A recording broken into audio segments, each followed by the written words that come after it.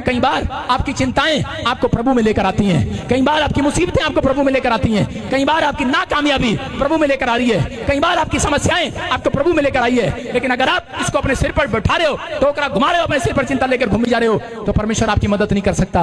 मैं कह रहा हूं, उसने कहा वो बंधा हुआ है, वो अपने वचनों से बंधा हुआ है। आज कितनों को खुलवाना है? आज यीशु का हाथ खुलवाना है कि नहीं? अरे खुलवाना है कि नहीं?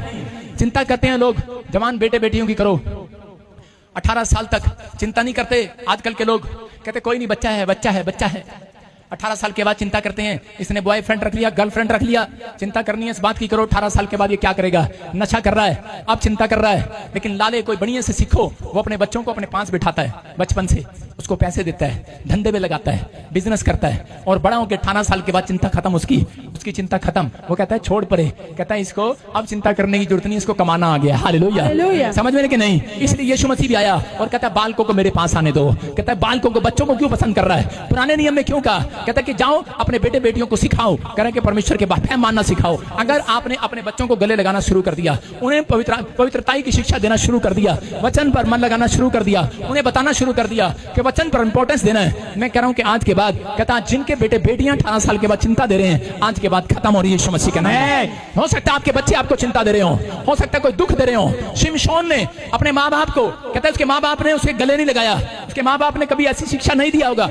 मैं कह रहा हूं, और थोड़े दिन के बाद बच्चा जा रहा है, कभी मम्मी के पास एक लड़की का प्रपोजल लेकर जा रहा है, कभी दूसरी का प्रपोजल लेकर जा रहा है। कह रहा है मम्मी मसीह में तो है, अरे मम्मी मसीह में तो है, लड़की भी मसीह में है, प्रपोजल खुद ही लेकर जा रहा है, ये लड़की पसंद है, ये लड़की पसंद है। और इसी समय एक गर्लफ्रेंड रखता, दूसरी गर्लफ्रेंड रखता। वही कारण, वही व्यभिचार उसकी जिंदगी में चिंता का कारण बना और उसकी आंखें फोड़ दी, कहता लोगों ने, और उसके बाद कहता वो मारा गया। मैं क्या कह रहा हूं, लेकिन वो मरते मरते पश्चाताप कर गया। अगर आज आप कहते हैं इस बात को समझ रहे हैं, आप कितने भी ताकतवर हो, लेकिन आप टूट जाते हैं जब बच्चे, जब परिवार के जन, पति या पत्नी कोई पाप में पड़ जाते हैं, जब आत्मिक जीवन खो देते हैं। आपको चिंता करनी है तो इस बात की करनी है कि परमेश्वर मेरा आत्मिक जीवन बना रहे, मेरी आत्मिक लाइफ बनी रहे, मेरे बच्चों की आत्मिक लाइफ बनी रहे, हम स्पिरिचुअल लाइफ जिए, प्रभु मैं तुझे प्रसन्न करने वाला बनूं। चिंता करनी है इस बात की करनी है कि प्रभु मेरे बच्चे तुझे प्रसन्न करने वाले बने। मैं कह रहा हूं कि मैं क्यों छोटे छोटे बच्चों को अपनों को स्टेज पर ले आता हूं, क्यों उनको ज्यादा टाइम प्रभु में देता हूं। मैं आपको बता रहा हूं कि अभी मैं आपको दिखाऊंगा वीडियो कि उसमें मेरी बेटी ने इंग्लिश में प्रचार करके